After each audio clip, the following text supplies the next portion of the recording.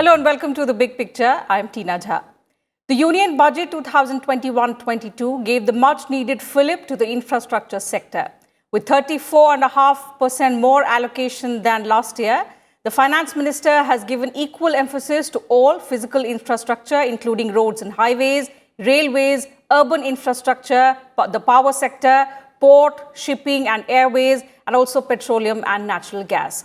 Among the slew of measures that the Finance Minister announced included setting up of a development finance institution, allowing large-scale asset monetization, and also allocating the highest ever capital expenditure of 1.08 lakh crore rupees for building highways across the country. The infrastructure push is, of course, expected to not just boost India's post-pandemic economic recovery, but also create jobs. However, all of this requires an effective implementation going forward. So that is what we are going to discuss on The Big Picture today. And joining us on the program are three distinguished panelists. Let me introduce them to you. We are joined by Mr. Tanmay Chakrabarti, Chairman, FICCI Committee on Urban Transformation and Group Government Affairs Officer, Tata Sons Private Limited. We also have with us Mr. Shubhamoy Bhattacharjee, Consulting Editor, The Business Standard, and Mr. Sudhir Krishna, former Union Secretary, Urban Development. I welcome all you distinguished gentlemen on this edition of The Big Picture. Mr. Krishna, let me begin the program today with you. So, towards achieving our target of becoming a $5 trillion economy by 2024, of course, we know it was imperative to give impetus to the infrastructure sector, and that is something that has been exactly done in the budget. Now, going ahead, what should be the roadmap for effective implementation of all that has been proposed in the budget for the infrastructure sector? At the outset, I would say that much needed fillip has been given to the infrastructure sector because I think that India is doing very well in many sectors. But as far as the key indicators like Human Development Index and per capita income, we have a lot of scope to improve, and infrastructure development will definitely help in that direction. Now, how to make this whole effort very sustainable? I think first and foremost, we require sustainable finances. So budgetary support is necessary, but it has to be augmented with supplementary resources from the market. So people should also invest. The foreign direct investment should come. And, so this is one part, the sustainable financial management of the infrastructure projects. And also disinvestment is another issue we have to focus on. So that is money part. The second thing required for sustainability is human resources. We have to have quality manpower to plan the projects well and implement it well and execute it well and then monitor it well. So a lot of investment in education and R&D. R&D investment has to be enhanced because merely money cannot improve the quality of infrastructure unless we have good quality manpower. And third would be, I think, land. Land, because all infrastructure come on land only, whether it is a road or whether it is any other project, it has to be traversing on the surface mostly. And therefore, the land acquisition issues have to be carefully monitored and made as less contentious and as speedy as possible.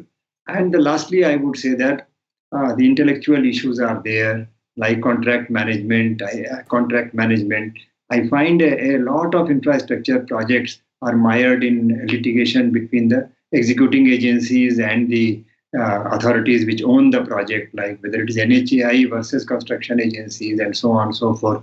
So the dispute resolution mechanism has to be resolved so that investors feel more comfortable and existing investors are able to thrive and new investors feel more comfortable to participate. I should think that sustainability of the infrastructure projects and investment in the infrastructure sector would require these critical issues to be considered, in a roadmap fashion to make it more sustainable.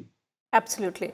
Mr. Chakrabarti, so when we are talking about effective implementation and especially in the context of improving the pace and quality of infrastructure development, what according to you should be the focus areas? I think the focus has to shift on outcome and end results of the efforts and investments being put into the infrastructure sector. We are just started constructing the new Parliament building, And one of the things that we have put there is a reverse clock, which is actually working backwards to remind everybody as to how much time is left for us to deliver this project within the committed date that we have contractually. If we can have a national dashboard of infrastructure projects and use technology to make people aware as to what is the state of each of the projects. For example, let's take Dwarka Expressway.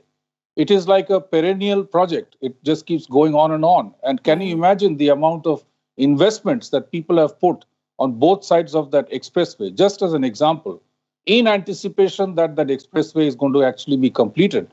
And therefore, people will be able to monetize the investments made, and proximity to the Delhi airport is going to become so much easier, which today is a struggle.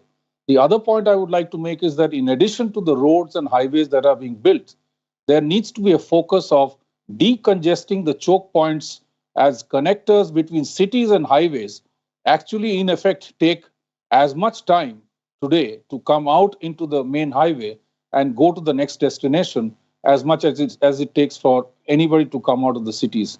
So some of the introspection needs to be done. It's not just about setting up a 14-lane highway, but how do you reach and within what time do you reach that highway to be able to really effectively get the benefit of that huge infrastructure of these multi-lane highways. I think those are some of the areas and the finer areas that we now begin to need to begin to focus. I must commend the government to being extremely agile and nimble in terms of reacting to the pandemic and post-pandemic requirements. But I must also say that this infrastructure development, which is going to be mostly confined to tier 1, tier 2 cities, is going to see the return of the migrant labor back to the cities. So government has to work on low-cost housing so that there is no more further plight of this migrant labor from temporary accommodation that they are otherwise used to when they come to work on site. So de-slummification of cities, low-cost housing are some of the priority areas that I'm sure that India is going to focus and build as a result, direct result of feedback and the reaction from the pandemic. Okay. Coming to you now, Mr. Bhattacharjee, some of the priority areas which both the panelists have pointed out are already, among areas which the government is already working on. But when we speak about outcome and timely completion of projects, there are several factors that are still affecting or delaying the projects. So when we talk about timely completion of important projects, what is the need of the hour? Yeah. That's a very important point. I mean, how do you get the projects to be completed? Yes. Well, basically, you know what? If the tender has been done well, then the project would be done well. And if we don't do the homework, then obviously there's a problem there. So that's easier said than done. Infrastructure projects in India, we try to do stuff which is not meant for those who are meant to do it. For instance, infrastructure projects should largely not be the remit of the private sector to build. The point that you raised about how to complete an infrastructure project, whether it's roads, ports, airports, railways, any place, if you give it to the private sector to build, then the level of completion certificates, the level of clearances, the level of all sorts of things. Mr. Sudhir Krishna has been secretary. He knows about these issues. Mr. Dharma Chakrabarti knows about the fact from the other side. It's impossible for the private sector to really start doing greenfield projects. Yes. And this was something that we have tried for very long. It doesn't work. The best way, and that is why there's been a lot of discussion this time on the budget, that the budget basically accepts that projects have to be initially be built by the government through the EPC mode and then have to be given over once they're completed, past the completion of delivery date, to the private sector to run it. So the private sector is extremely good at making building the efficiency in a project, ensuring that the existing infrastructure in the existing asset runs well. That is what private sector is good at. So give them things that they are good at. Let the government do the things that the government is good at. Getting all the clearances, getting that particular piece of asset built. And already we have had success in it. If you look at the TOT projects that have happened, where basically what it means is that roads which have been completed have been bundled into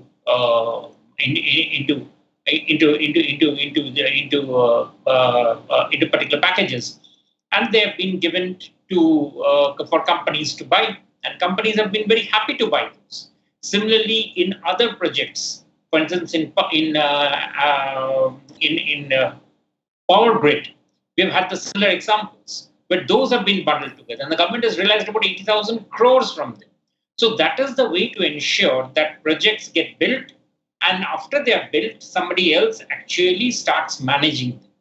And since the government this time is talking a lot in that way, asset monetization, it therefore makes us interested that yes, this is something that can definitely yield results.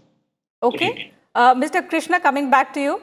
Mr. Bhattacharya spoke about, the TOT model that we have already tried in the road sector. There's this infrastructure investments trust model in several other sectors, the telecom, the power sector. Now, going forward, the government has proposed, in order to improve the efficiency of the infrastructure investments, the national monetization pipeline. Now, how much potential does this plan have, and what must be done to realize the full potential going ahead? Well, you see, the monetization program has a history, and I cannot say it is a checkered history. Very positive results have come. Of course, there have been failures also, but very good results have come, which say that we can monetize, and we must monetize the assets, as well as futuristic development should also be in a monetization mode. And I must say that I'm slightly, if I can say, I disagree with Mr. Bhattacharya to an extent, that I think the BOT model is very good. It has been, but what has led to its lack of success in some cases, in many cases rather, is because lack of a proper architecture, legal architecture, and implementation architecture.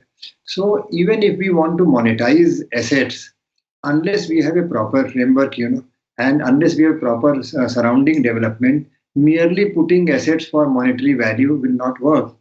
Now, there are programs like we have done in New Moti Bagh development, Iskidwai Nagar development, one side, where government lands were open to private participation and gave a lot of return to government. So I think that asset monetization has to be given very serious attention. The roads are there. For example, you develop a road. On the road side, a huge scope for investment is there, can come. And if properly monetized, it can fund for the road. And this model has been tried in so many places. Of course, there are mixed results.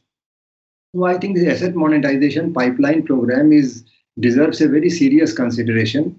And I think this is the way forward. And government cannot be investing. I think government cannot be investing entirely from its own resources on infrastructure project unless they involve the private sector, and that will come by participating in the monetization of the asset. That is the only way we can move forward. Otherwise, these thousands of crores of lakhs of crores of rupees only from the government budget, and then another problem is there. If you really build a project and then want to hand over to private sector, then the quality may not come. And in the BOT model, we give the task of maintenance for some time along with the asset. Monetary value of asset also is given to enjoy for some time. In return, you maintain the investor maintains it for some time, and the package is the one which can take it forward. Only thing is the legal and managerial framework has to be strengthened, learning from the past. We had very bitter experience in many cases. Many of the firms have perished in participating in BOT projects, but many have shown that it is a way forward also. So learning from the lack of success and building on the successful stories will help us in taking the asset monetization pipeline program forward in a very meaningful and beneficial way for the whole country, I would say. Okay. Mr. Bhattacharya, it's a meaningful and beneficial way forward for the country, the national monetization pipeline. But do you see any concerns such as environmental, social, and governance towards implementing it? There'll be lots, because basically building anything, and now true enough, it should happen. there are a lot of what we call ESG issues, Yes. environmental, social, and governance issues, and they should come. I mean, as the people become more aware, the risks become higher. Obviously, those have to be taken care of, which is why I find it a good idea, and I'm happy that Mr. Krishna also agreed that essentially it's for the government that should be building those, taking those concerns on board, doing the due diligence, and then handing over the projects, the running of it. For instance, let's take the example of the railways.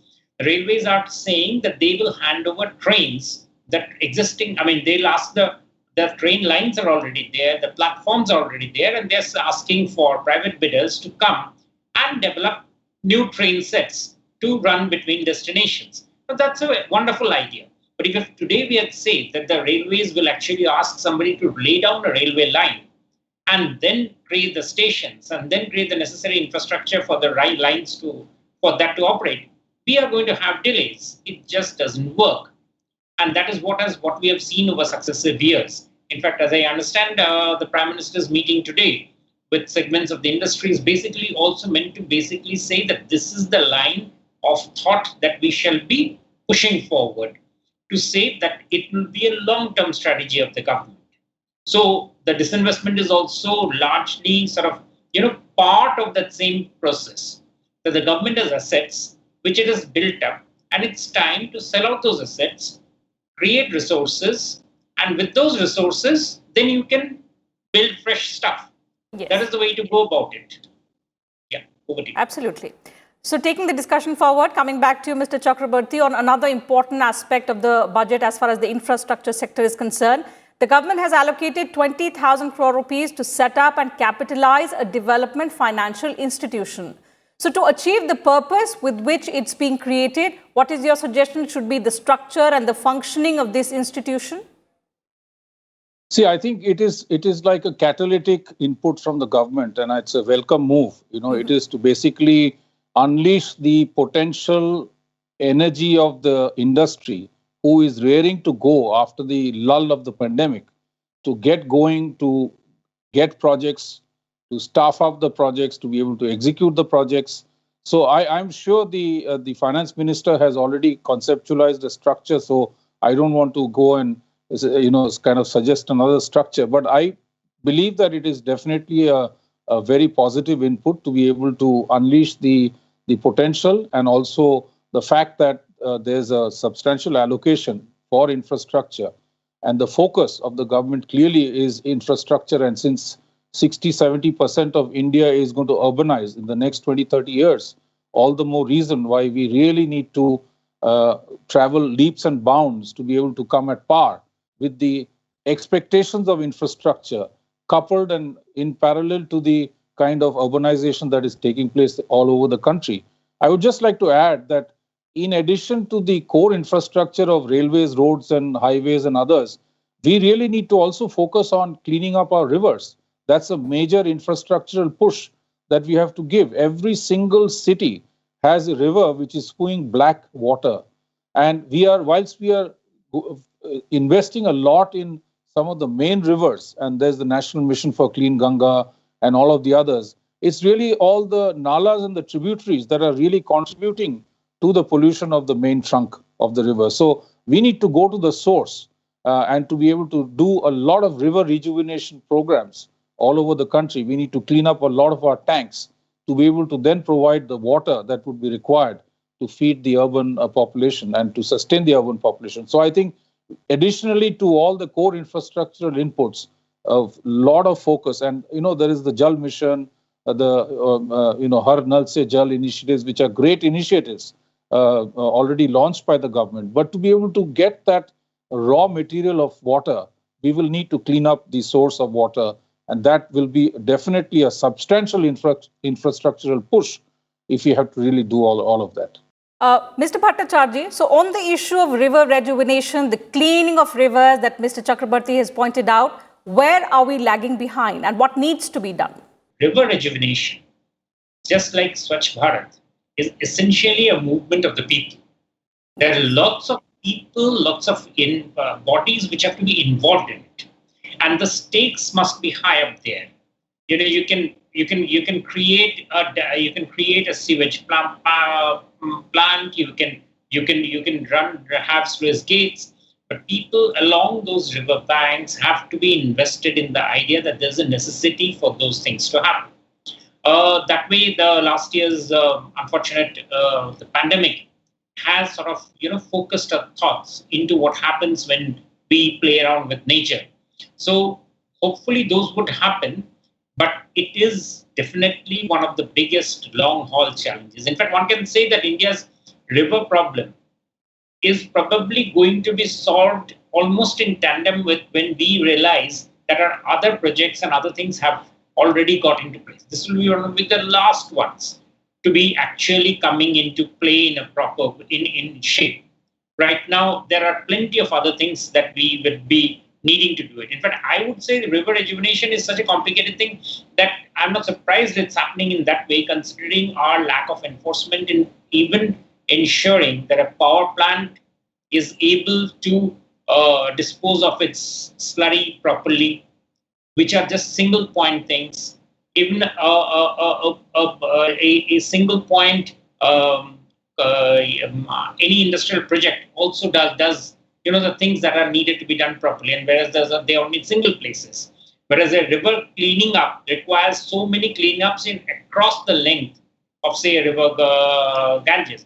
So it is essentially a huge project, which means that we have to first get the individual ones cleared up. Only then we shall be able to see very major, changes at a level like a river cleaning. So that would come far later. That's my expectation.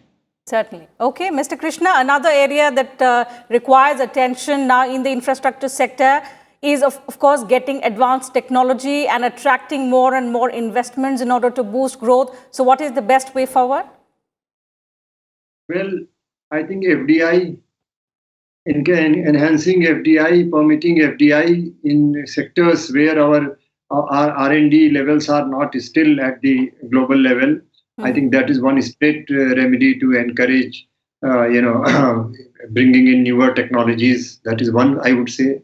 Side by side, industry and academia, industry and academic institutions collaboration in R&D activities, that has to be encouraged more. It's already there to some extent, but it has to be enhanced. That is point number 2. And then thirdly, I would say that the PPP has to be encouraged. Government by itself doing more and more may not be that kind of, it may not bring in that entrepreneurial capabilities or enthusiastic entrepreneurship into the segment, which is very much required if India has to catch up at the global level in terms of providing the infrastructure, world-class infrastructure. So we must get, but to get the FDI in India, I think our legal framework has to be smoothened. There is a lot of dispute anxiety at all levels. Even to get, I've seen contract documents, the contract documents for BOT, the contract documents for EPC also, and they require to move with time. If somebody is going to invest huge amounts, somebody is coming from abroad to invest here, what kind of comfort level we give, and what are the past experiences where people have not been able to thrive. The projects ultimately, if the investor does not thrive, then project will not thrive. And so where the projects have not succeeded in terms of FDI investments, to the extent we should review and improve the on one hand the legal framework for giving the assignment of the project, and when disputes come, dispute resolution mechanism has to be given very serious thought, and the documents have to be updated from time to time. So to say, these are documents are like, we have not adopted the FIDIC, the international model documents is still in most cases the FIDIC documents for contract drafting. As a result, the contracts are largely lopsided in favor of the contract awarding authorities. So it doesn't take us very far, it doesn't take us very far. So I think these are some fine-tuning areas are there which have not been discussed adequately in public. But it does call for a serious introspection. If we really want to have entrepreneurship, thrive in this country and get collaboration from outside to improve our levels of, project planning and execution, and we do require to have a better contract management system, better dispute resolution management system, and which is fair and equitable to both the parties. And then only things can thrive. Everything government trying to do, ultimately government doing means what? Again, just to contract out only. It is not doesn't mean that government's staff, government will engage with. In long time ago, maybe the government used to execute projects personally, so to say, through their manpower.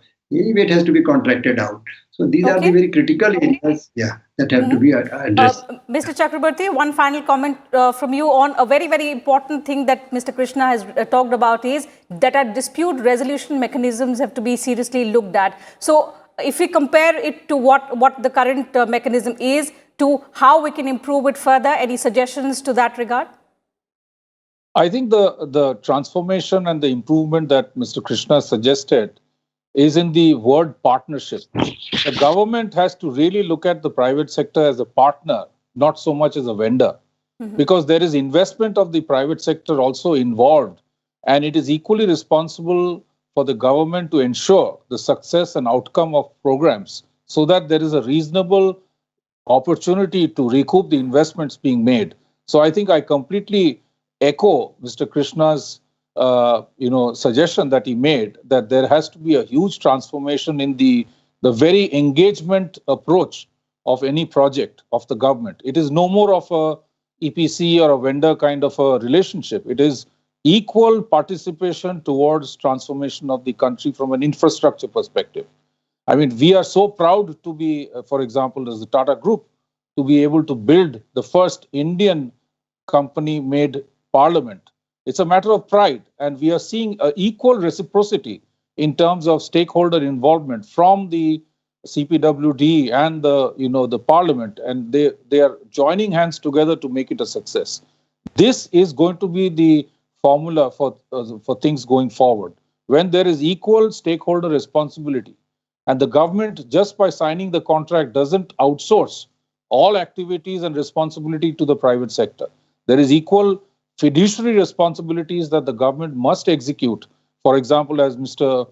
Bhattacharya said about the permissions, about some of the fiduciary functions, the government must stand up and take responsibility.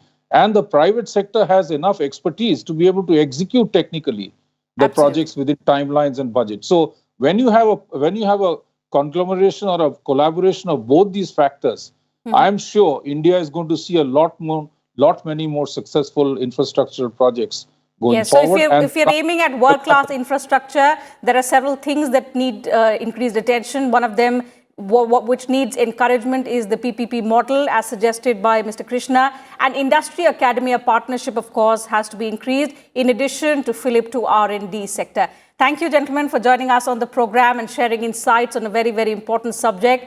The infrastructure push has been given in the budget by Finance Minister Nirmala Sitharaman, but the way ahead now lies in effective implementation of all the proposals that have been made. So that's it from us on this edition of The Big Picture. Thank you for your time.